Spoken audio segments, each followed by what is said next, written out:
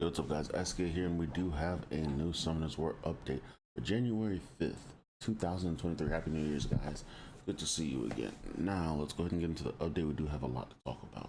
We have buffs, nerfs, we have new content, we have new monsters, and a sexy new transmog. I don't even know why they did that.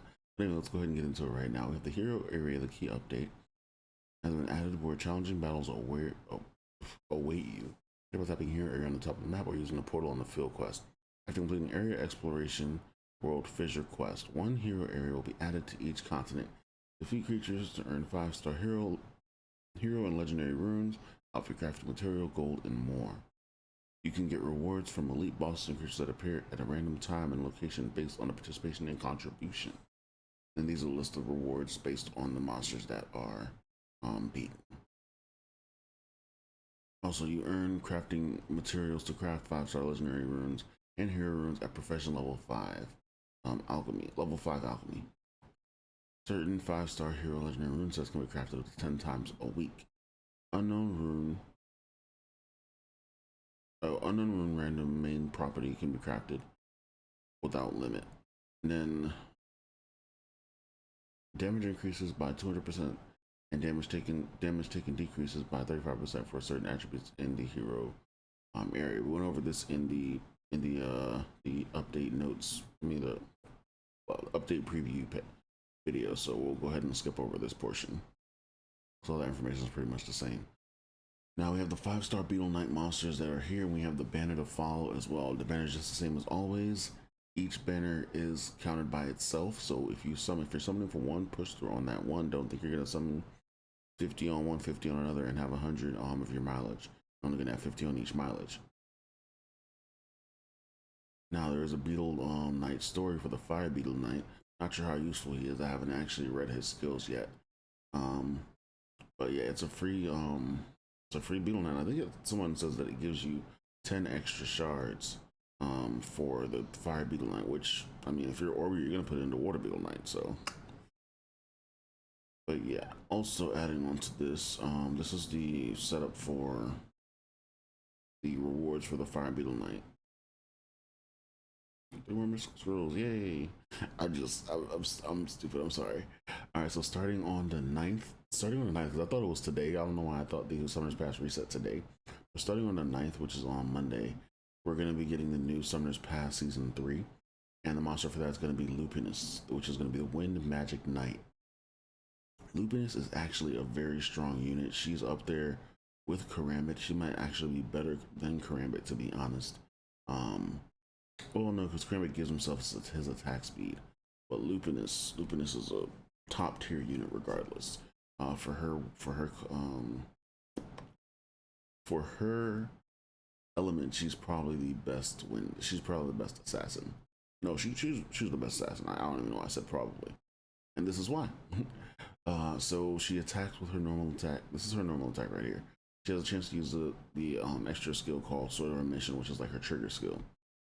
Each Sword of Remission triggers at 7% rate. At max, it's like 15% rate, and it triggers one time. So if you put her with a Swift, if you watch my Swift versus Rage video, you're gonna ruin her Swift, of course. But if you get her maxed out with Swift runes, you're gonna be popping off using your normal attack every time. And then when attacking, you're gonna be able to use Sword of Remission one time, and there's no cooldown on the Sword of Remission actually. And then these also ignore any damage mitigation effects, so shields and stuff like that don't work. Sword of Remission doesn't care.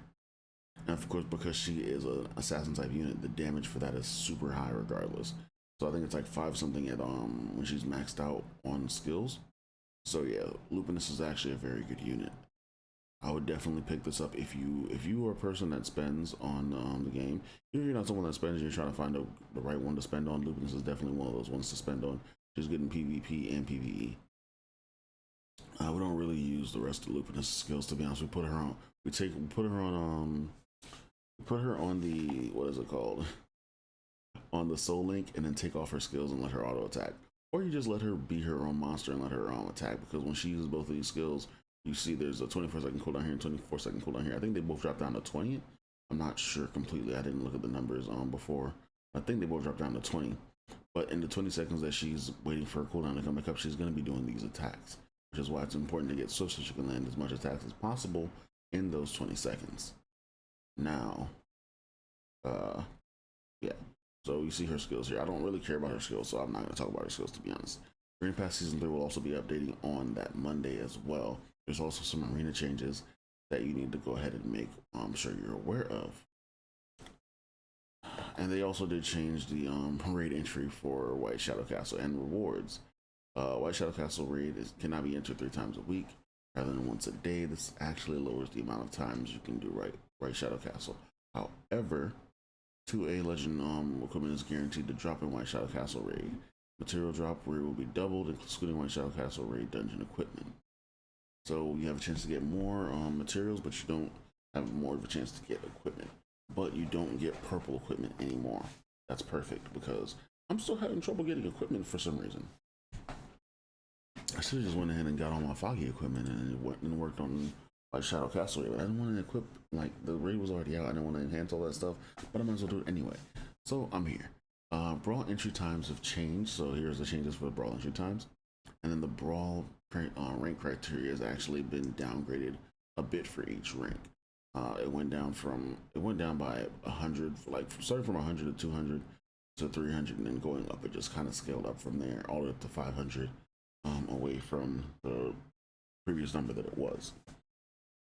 I haven't done brawl yet because I don't have many monsters built. So when someone bans the monster that I need to use, I'm pretty much screwed. So I'm probably gonna go ahead and start doing brawl, especially because I've been grinding runes lately.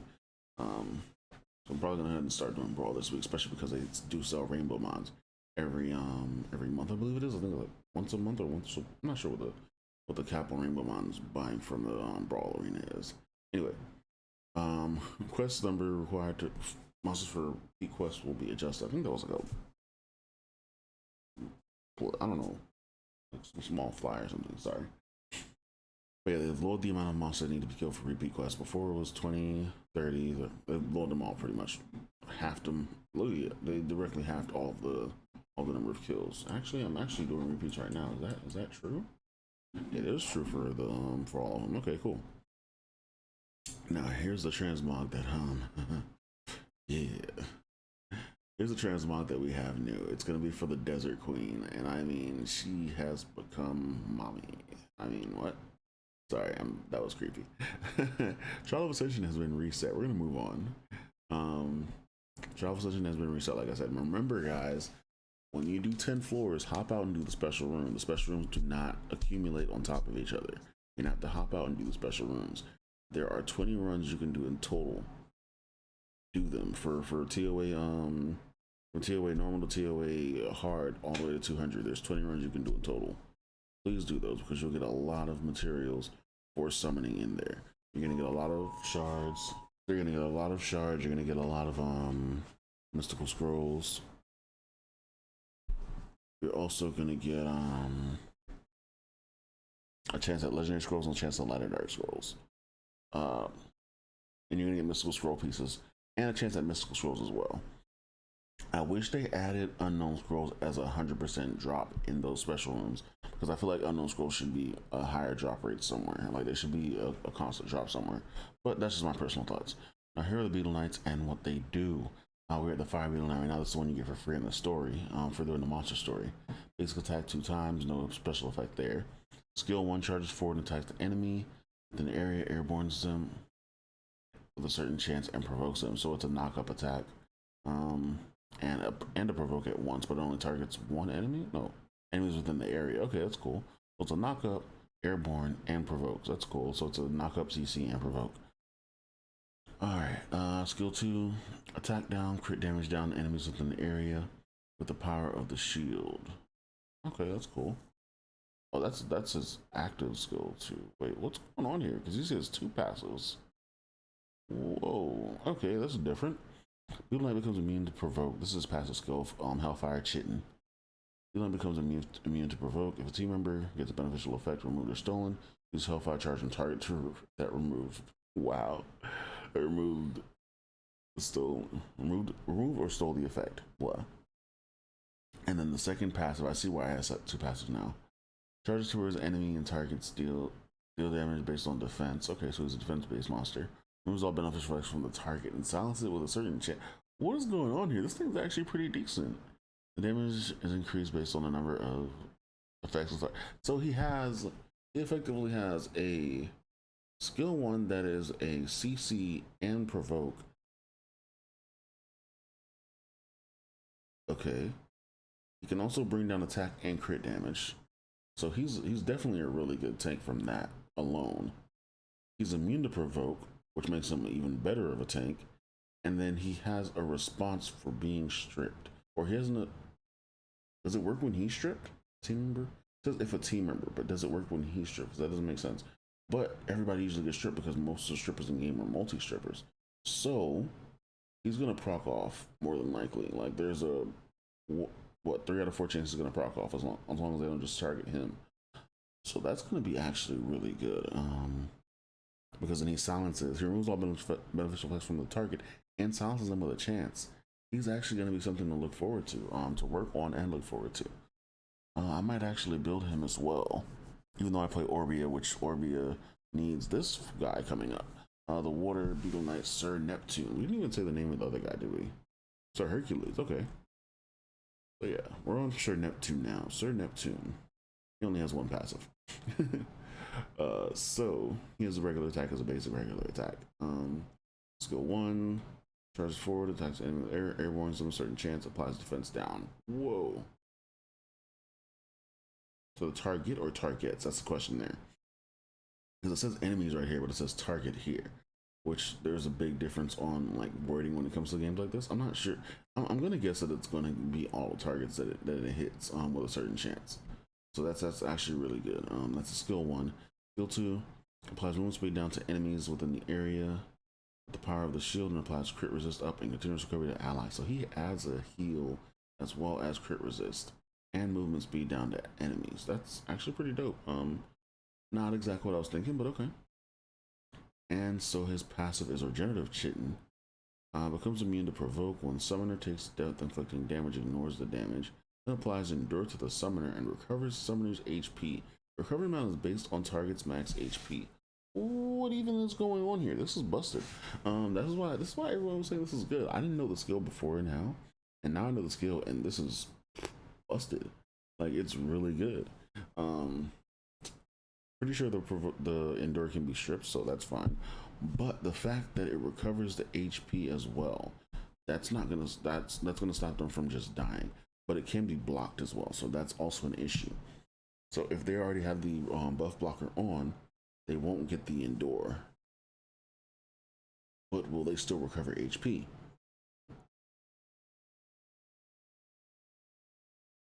Because it's not a then applies Endure, then recovers HP. It says applies Endure and recovers HP. So it's probably happening simultaneously. We're gonna have to see how that works out. We're gonna check that on once we pull them in game, because we're definitely pulling for them regardless. We're Orbia. And then the Wind Beetle Knight is here. Sir Acteon. I like his name. Basic attack. Charges forward. Hits enemy up into the air with a certain chance. Silences them. The target has electric shock. Boo. Conditions like this, I hate. I hate conditions like this. He's not even gonna. I'm not even gonna look at him anymore. Like, I don't want to summon him at all. But we're gonna go ahead and read it out. Applies defense up to allies within the area. Within the area of the power of the shield, and provokes them with a certain % chance. And he's of course immune to provoke, so they're all really good tanks because they're just all immune to provoke. Except the fire one's just the best tank really because of what he does. When attacked by an enemy, replaces defense up on the enemy within the area with defense down and discharges lightning that applies electric shock. Okay, that's why it's based on electric shock. But I mean it does. So my problem is this. No, because that might be definite electric shock if they have defense up. That might be a definite silence. So what I'm thinking here is it replaces defense up and then applies electric shock. Okay, so we get that. Wait, it replaces defense up with defense down, first of all, applies electric shock, and then hits him with a silence. And is the silence 100% is the question. That's the only question. Like immunity is the silence 100% like irresistible? Like that's the thing I'm thinking right now.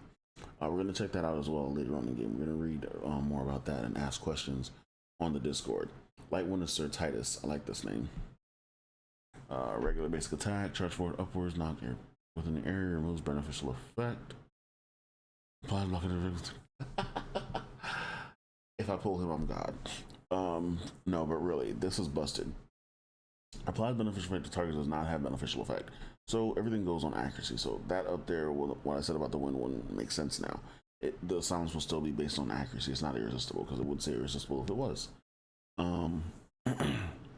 But this is God right here. If the target does not have beneficial effect, applies beneficial effect. Applies beneficial effect block. The problem I have with Orbia is that her skill 2 on light side, it needs you to strip a beneficial effect for her to apply beneficial effect. This makes more sense. If they don't have beneficial effects, you block them having beneficial effects in the future. That's how Orbia should work. I don't know why they haven't changed that yet. But anyway, skill 2 increases beneficial effect. Whoa. Effect on enemies nearby with the power of the shield improves enemies in the area with a certain chance. I'm guessing that's supposed to be provokes. That's supposed to be provokes, I'm guessing, because proves doesn't make sense. Applies continuous damage to allies. Continuous recovery to allies without continuous recovery. Okay, I was like, how am I reading that wrong? Being line becomes a move to provoke. Okay, there's beneficial effect on the target with a certain chance when attacked by an enemy. Easy, busted. Skill 3 when they're skill 3 to provoke them. Because they're attacking him, he's going to remove beneficial effects with a certain chance. And then skill 2 is going to block their beneficial effects in the future. Nice, that's actually pretty good. People were saying that the water one was the only one that was worth it because of Orbia, but all of them seem pretty good so far. So we're going to get to the dark one right now, though. The dark one's regular attack. I'm not liking the fact that they all have regular attack, though. I'm like, should have like something on their regular attack. I mean, between light and dark, they should at least have something on their regular attack. But anyway, charges forward, knocks the enemy up in the area, airborne zoom, explodes poison. I love poison explosion mobs. I love them. It's like my favorite comp in every game. And every style of gacha I've ever played, I love poison exploding comps. I love poison comps, but I love poison exploding comps as well. I love being able to stack poisons and then explode them. Like let them tick for a little bit and then poof.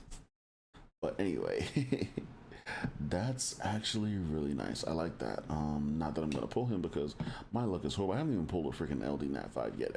People have pulled multiple LD Nat 5s already. I'm just like, I haven't seen one at all. Someone's stealing my luck. Anyways, go to applies poison to the enemies within the area. If the power of the shield applies fear. What does fear do?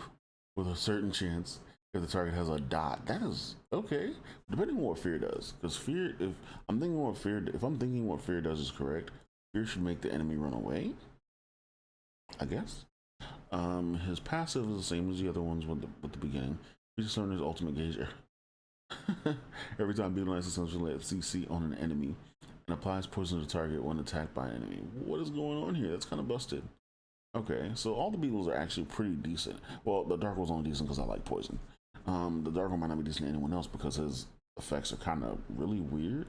Like fear. What does fear do? Does it make it so that they can't attack a certain enemy? Or they just like don't attack at all? Which don't attack at all sounds horrible. So it has to be can't attack that enemy. It has to be that. I'll check what fear does in a bit. And so here are the balancing adjustments. They did make more adjustments to the adjustments after the fact. So attribute disadvantage, attribute advantage, and attribute disadvantage. Attribute advantage damage taken down was 10% is now 30%. Wow, that's big.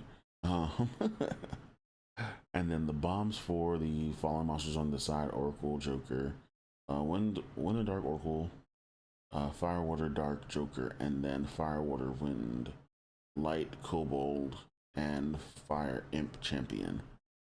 Whoa, a lot of words there. Before it was ignores bomb if the target already has a bomb, explodes after a certain period. And now it's explodes pre-existing bombs already on target, removes delay upon exploding. What does that mean? I don't know what that means. I don't use bombers in this game yet, so I'll probably have to go ahead and test that out.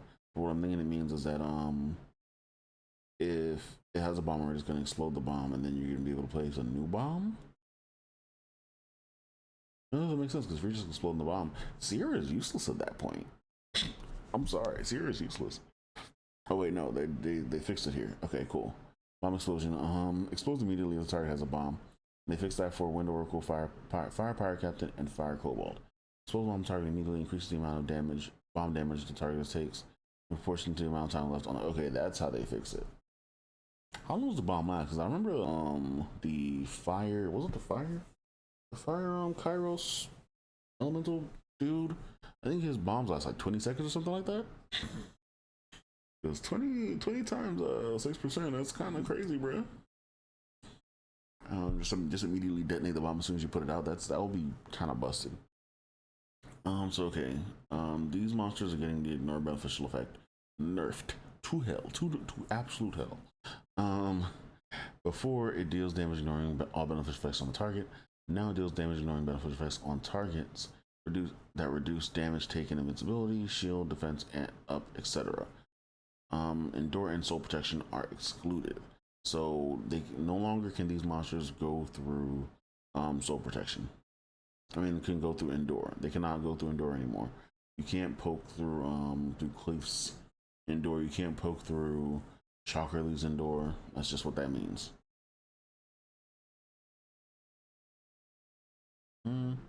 This one I didn't really understand. Death denial, ignoring damage, endure, and oh, okay. So they reiterate what they put up there. Death denial, ignoring damage, endure, and soul protection. So it pretty much denies the death, and that's what they put from the ignoring beneficial effect clause. And then they added a new harmful effect on revival. Revival has been added to the fire mermaid.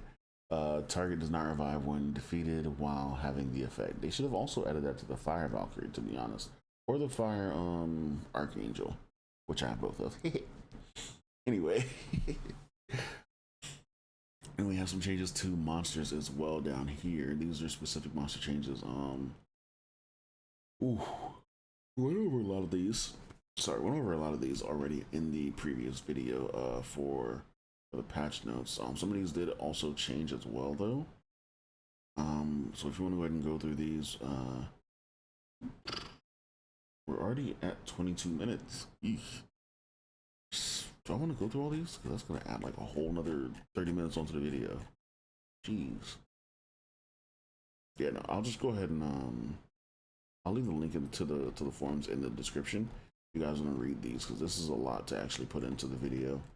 And I don't want to go ahead and waste you guys' time and have you like sitting here and listening to me read all this. Especially all these numbers are just going to get jumbled up in me speaking, to be honest. I'm not even lying to you. So yeah, just go ahead and pay attention to these changes here when you're using your monsters. See if you want to reset any monsters because of it. Okay, so the only one I will read right here is right here, based on the summoners. There were summoner changes because I guess from the original change that they made, they wanted to go ahead and make different changes than that. Motion. So all the characters have gotten motion increases, I believe. No, except for Cleef. So Orbia and Kina have motion increases. I'm guessing that means movement speed. I'm not sure if that's what that means. So here's Kina's. I think that actually, yeah, they stay the same. So for the most part, Kina stayed the same. No changes here, except for on this part, Dark Boost.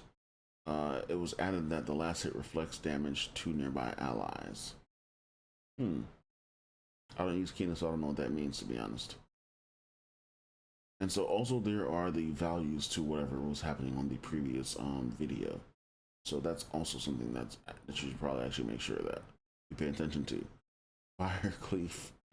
So they did nerf and buff Cleef, but they nerfed a different part of Cleef, then buffed a different part of Cleef. As we spoke about in the last video, Dark Cleef did get a nerf to his Endure. Fire Cleef got a buff to his Fire Shield, which gives him attack up to himself. So yeah, he gets more attack. Yay. And then they just switched to attack and defense coefficients of all of his double attacks. So yay for that. Orbia did get a few changes as well. These changes are actually pretty big. So Berserk actually got this extra thing added here. I don't know why they just added a plus sign instead of putting in what it was. 'Cause I don't think this was on Berserk before. But Berserk got this spell shield, which spell shield what it does is nullify damage taken up to the number of times that the spell shield is applied in that HP window.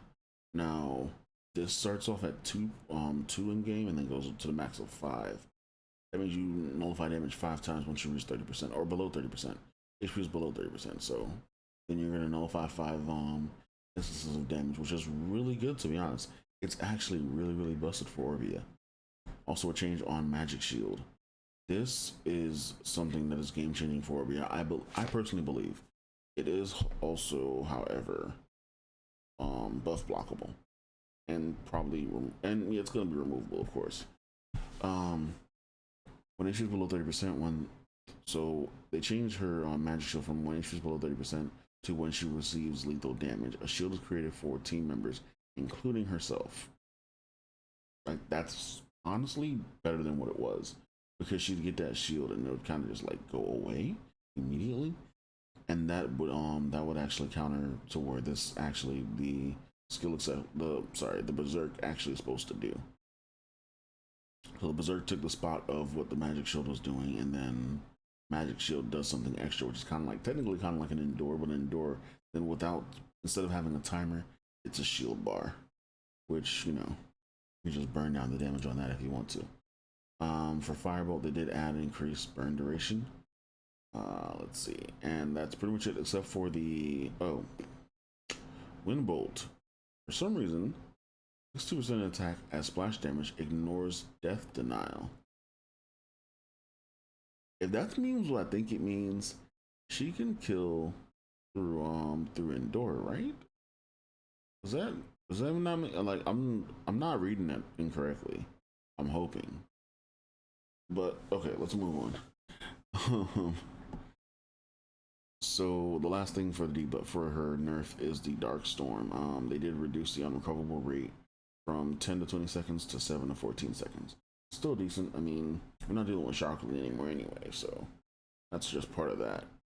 Now, Battlefield has also been changed as assist points, and assist MVP will be displayed separately on the Battlefield results screen. Improved so that team members will enter the battlefield together. Thank God, because I got tired of like entering Battlefield and then 2 people come from 2 different sides of me and like sandwich me in and beat the crap out of me. That was annoying. Assist points changed from 160 to 200 points. Minimum points required for the reward is changed for each rank, and the rewards will be changed based on the results. And so, guard rank you need minimum points of 300. Combat rank you need minimum points of 400, and then any other rank above will need minimum point of 500.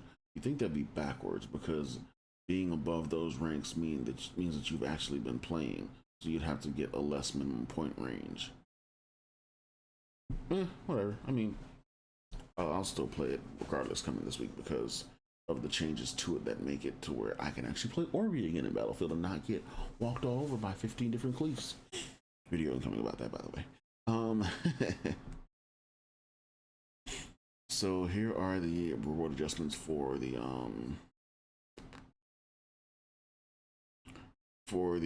Battlefield. I was trying to think of the name of the thing again. So excuse me. Participation gets you 3 victory seals. MVP gets you +1. First gets you +2. Second gets you 1, and then third gets nothing. That's sad actually. Why does third place get actually nothing? It should be 3, 2, 1. Just my thought. Sky Stones for the MVP. The MVP gets an extra 3,000. First place gets 3,600.